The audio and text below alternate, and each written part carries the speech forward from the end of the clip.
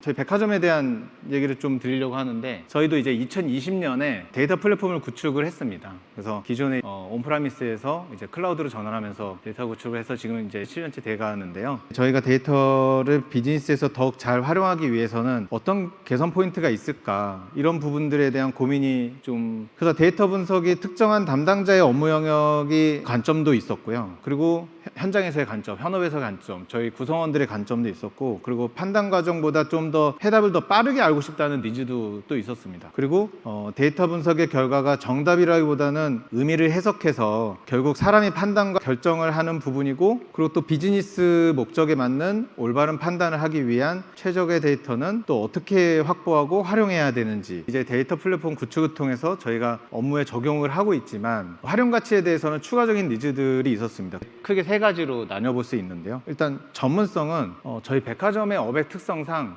업무 직무에 대한 로테이션이 있습니다. 제너럴리스트에 대한 그런 육성의 방향이 있고요. 그래서 데이터 분석을 하던 사람이 안 하게 될 수도 있고, 안 하던 사람이 하게 될 수도 있는 경우가 있습니다. 실제로 이제 점에서 캠페인을 보내거나 고객 분석을 하거나 하는 경우에 현업에서의 그런 백화점의 고객에 대한 니즈를 현장에서 많이 듣고, 그에 따라서 분석을 하고 또 경영의 의사결정들을 정리를 하는데, 그 과정에서 데이터 분석이 필요하기도 하거든요. 그래서 순환보직이나 로테이션으로 인해서 업무 담당자가 자주 교체가 되는데, 교체됨에 따라서 분석에 대한 퀄리티의 수준이 이제 계속 등폭이 있는 거죠. 그래서 일정한 수준의 이제 전문성이 좀 또 두 번째로는 이제 객관성인데, 아시다시피 롯데백화점에는 이제 L포인트라는 포인트 제도가 있거든요. 포인트를 통해서 저희가 회원 기반의 고객 서비스도 하고 분석도 하고 데이터도 수집하고 하는데, 저희가 데이터가 어느 정도 고객 데이터가 있다 보니 외부 데이터보다는 그 부분 안에서 모든 거를 많이 해석하려고 하고 예측하려고 했던 것 같아요. 그러다 보니 방향성이 트렌드에 맞는지 아닌지에 대한 검증, 그런 부분의 객관성에 대한 이제 니즈가 또 있었고요. 세 번째는 접근성에 대한 부분입니다. 요거는 이제 기존의 이제 BI에 대한 저희들의 아쉬운 포인트이기도 한데,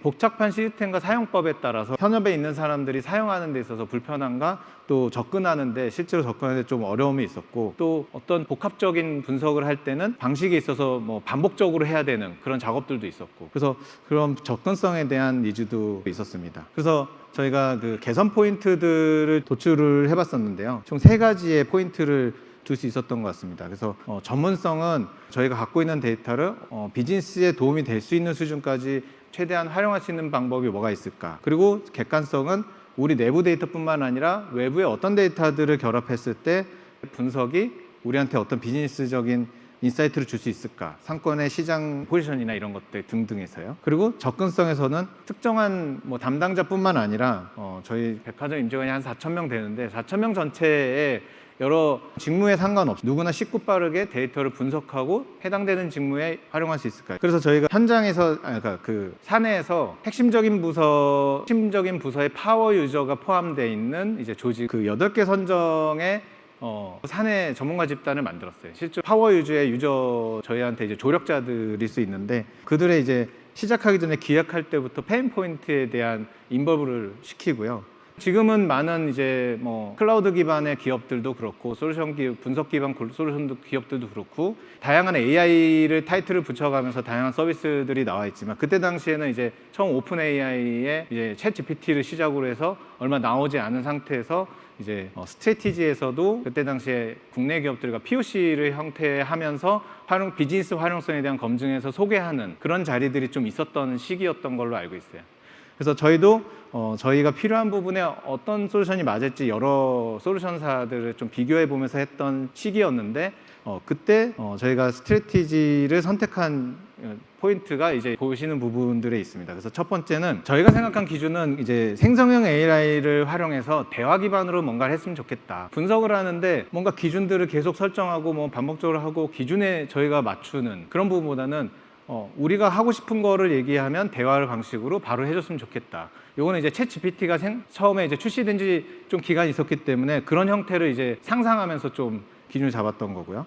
또 하나는 속도인데요. 분석하는데 대화 형태가 되면서 분석이 되려면 최소한 한 한 5초에서 한 수십 초 정도 안에서는 빨리 답을 해줘야 그게 되지 않겠나. 그래서 속도에 대한 되게 중요한 저희가 기준을 잡았던 부분이 있습니다. 그리고 세 번째는 일단 안정성입니다. 그때 당시에 이제 SQL을 이제 통해서 저희가 이제 SQL을 자동 생성하는 형태로 그때도 지금도 있지만 그때도 있었는데 그때 당시에는 제가 나와있던 여러 가지 솔루션들을 봤을 때 SQL을 자동으로 생성해서 뭔가 수행을 하는 부분들은 간단한 부분들은 SQL문을 작성하는데 잘 작성이 됐지만 저희가 원하는 좀 더 두 가지, 세 가지의 지표들이 들어가고 분석하는 데에는 SQL에서도 뭐 반복문이나 이런 부분에 있어서 되게 헷갈려 하더라고요. 그래서 물어볼 때마다 SQL문이 바뀌고 또 맞지 않은 경우도 많고 그래서 저희는 이제 사실은 내부에서 쓸 계획으로 이 의사결정한다는 거는 저희 갖고 있는 데이터에서 분석을 하는 거기 때문에 내부에서 좀 더 정확성에 대한 보증이 돼야 되는데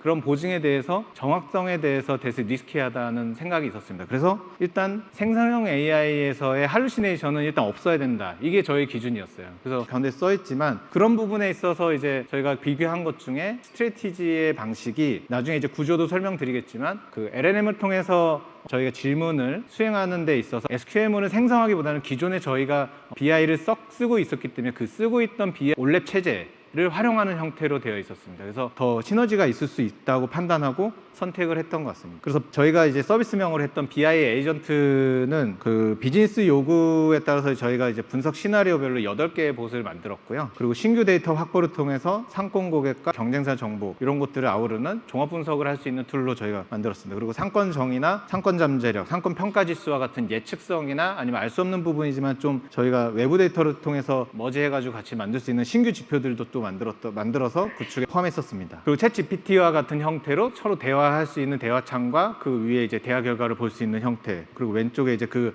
진행 상황이나 아니면 그 메뉴들을 볼 수 있는 형태로 같은 형태로 저희 BI 에이전트도 구성을 했고 우측에 보시는 화면의 하단에 이제 질문들을 넣으면 이제 답변을 해주는 형태로 구성을 했습니다. 그래서 예를 들면 이제 그 25년 1월에서 5월까지의 그 기간 동안의 점포 매출을 표로 정리해줘. 이렇게 말로 그 문장 센텐스로 이제 정리해서 질문을 던지면 그 문장을 아까 그 공유드린 그 구조 형태로 이제 입력이 돼서 이런 답변을 내게 됩니다. 저희가 그래서 이 형태의 그 프로젝트를 구성한 거에 대해서 이 세 가지의 포인트는 저희가 기대 효과로 생각하고 있는 부분인데 일단 방금 보셨겠지만 현장 사용자들이 뭐 신입사원이든 저희로 쳤을 때 점장님이든 뭐 임원이든 문장으로 질문하면 되기 때문에 손쉽게 접근을 할 수 있습니다. 그래서 처음에 저희가 페인 포인트로 생각했던 부분들에 충족하는 부분들이 있고요.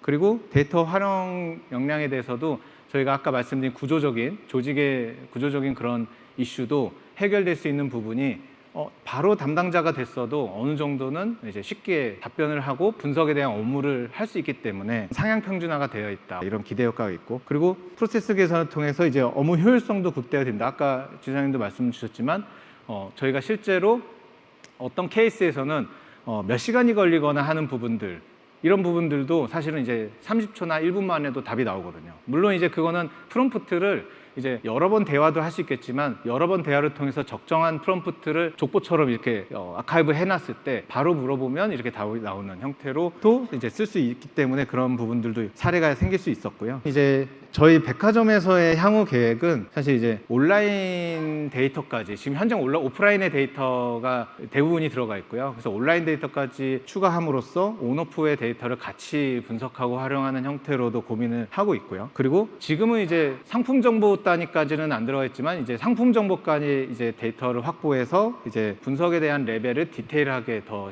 심도 있게 분석할 수 있는 형태로 이제 계획을 갖고 있고 또 마지막으로 지금 보신 것처럼 분석에서 끝나지 않고 분석에서 나온 결과의 결과물에 대한 수치들이 저희 백화점 데이터 테이블에는 고객의 아이디별로 되어 있거든요. 그래서 그 숫자가 바로 캠페인에 연결될 수 있도록 저희도 이제 그런 방향까지 이제 고민을 하고 있습니다. 그래서 마지막으로 말씀드리고 싶은 거는 저희가 데이터에 대한 부분에 이제 기술적인 걸 계속 디벨롭 하겠다는 계획보다는 데이터 기반의 혁신으로 롯데백화점의 원래 비즈니스의 경쟁력을 좀 높이는 데 기여를 하는 쪽으로 계획을 갖고 있습니다. 준비한 부분은 여기까지입니다. 고맙습니다.